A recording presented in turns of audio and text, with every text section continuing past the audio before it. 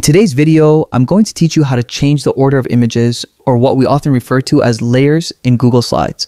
Whether you're preparing a business presentation or working on a school project, understanding how to rearrange images effectively can enhance the visual appeal of your slides, making your work look polished and professional. Let's dive right in. First, access Google Slides through your browser by typing it into the search bar or entering the URL directly. Once there, sign in to your Google account. This step is crucial because signing in allows you to save your work and access it from any device. After logging in, you'll arrive at the Google Slides homepage. Next, start a presentation. You can click blank presentation to create from scratch, giving you a clean slate. Alternatively, if you're short on time or need design inspiration, select a template that fits your theme or style. Google Slides offers a variety of templates to suit different purposes. After opening your presentation, it's time to select an image. Images play a vital role in enhancing the narrative of your slides, so choose wisely. Click on the image you want to reorder, and a border with small squares will appear around it, indicating it's ready for edit.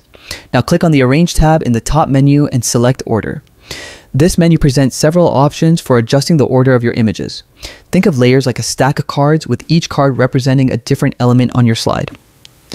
Decide how you want to reposition your image. If an image is hidden behind other elements, choose Bring to Front or Bring Forward to make it more prominent.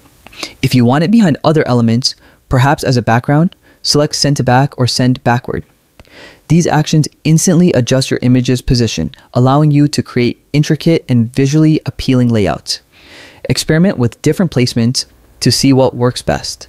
You can combine multiple images and layers to add depth and focus to your slides. Remember, practicing these steps will help you gain confidence in controlling the visual flow of your presentations. With these simple techniques, you can enhance your slides with creativity and precision. Thank you for joining me today, and I hope this guide helps you make your presentations more engaging and professional. Until next time, happy presenting!